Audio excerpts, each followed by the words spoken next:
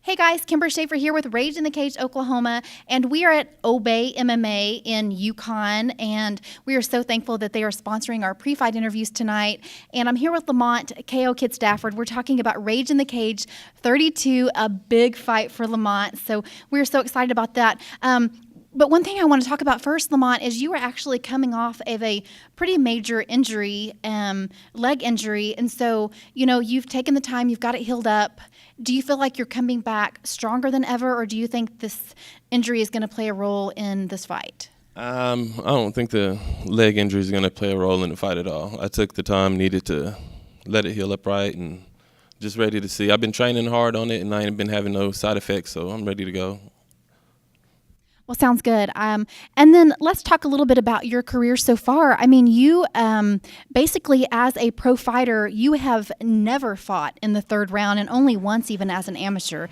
You fought in the second round maybe twice that I know of as a pro, and you're just a finisher. You are a go-getter. You go in there, you get the job done, and that was of course evident Rage in the Cage back in January when you took on Bill Smallwood and had that impressive 9-second knockout. So tell me, do you think that we're going to see a lot more of that in this fight? And I believe you're fighting James Gray, is that correct? Yeah, I'm fighting James Gray. I really don't know what to expect. I just go in every fight just waiting and looking for any opportunity to finish the fight. I'm not going 3 rounds with nobody. I don't care who you are. They ain't paying me enough money for that right now. So I'm going to get to the point and finish these fights like I'm supposed to do. So, I mean, you definitely, obviously, you're hoping for that first round knockout in this fight like you've done so many times before. Yeah, he better be easy because I'm looking for it. You need those tough fights, Lamont. Yeah, it is what it is. Like, I'm always looking for the fight finish because, whenever you out there fighting, that's what everybody's looking for with you. Everybody's wanting to make a name off of me, so I'm trying to do the same thing with anything to step in my office. So do you know much about your opponent, James Gray? I honestly don't know a lot about him myself. So what do you know about him as far as his fight style and what you're going to see when you get in that cage? I don't know a thing about him. I just know he's like 5'10", and he's probably going to try to wrestle just like any other person that I fight. They say they're going to stand up, and then that bell ding and everybody duck their head, try to take me down. But, I got some little surprises for everybody to think they just want to come in with that. But, that's just something I'm going to show y'all here on the 17th. Just come and don't blink. Well, I made the mistake of almost blinking the last time, of course, with that 9-second knockout. And I looked up and thankfully just the right moment to see that one. But it just happened so quickly. So Lamont, let's talk about, you have fought for Bellator, and of course you had an impressive win on Bellator. So do you think this win, you were actually going for the 205 title belt, do you think that this will help you get back to where you want to go as far as another chance at Bellator or UFC? Yeah, just the wins alone, that's what it takes to get where I need to get. So just being smart about the fights I'm taking instead of just being reckless. I'm just doing what I need to do. I'm going to take this fight, everything work out. I'm going to get this belt and defend it a few more times and hopefully be looking to go back to Bellator. They called me back, but I had an injury on my arm, so I wasn't able to fight for them again. So we just got to build my buzz back up, and then we'll be looking to get back. Now, we're talking 205 title belt, of course, here on the line for Rage in the Cage 32. And, I know that you fight for Rage in the Cage, and that's important to you, but you're also even a fan of Rage in the Cage. So how important is this belt to you, not only as a fighter, but as a fan of Rage in the Cage? Well, I just pushed the whole belt scenario out the back of my head, and I just need to focus on getting this win. Last time I fought my very first title fight, I got all hyped up about the belt and went out there and fought a sloppy fight. So now whenever the belt's on the line, I just don't even focus on the belt, just focus on the win, you know what I'm saying? And that's just the bonus that comes with it. Very smart philosophy. And let's talk a little bit more about your background in fighting, Lamont. How long have you been fighting, and what is your background? I've been fighting for 8 years, man, 8.5 years.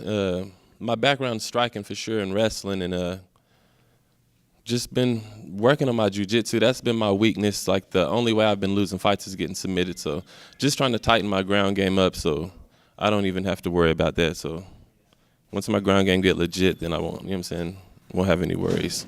I still don't have no worries, but. Of course not. And let's talk about, you've basically been with Rage in the Cage since the very beginning. I mean, you knew Mike when he first started Rage in the Cage.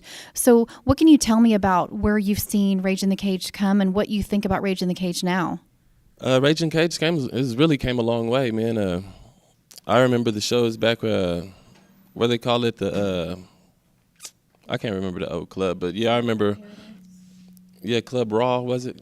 Yeah, I remember coming there watching all the fights, and I used to always holler at Mike, try to get him to put me on the card, but he didn't know who I was, so he just kind of always blew me off. And now that he know who I am, I can't get him to stop calling me.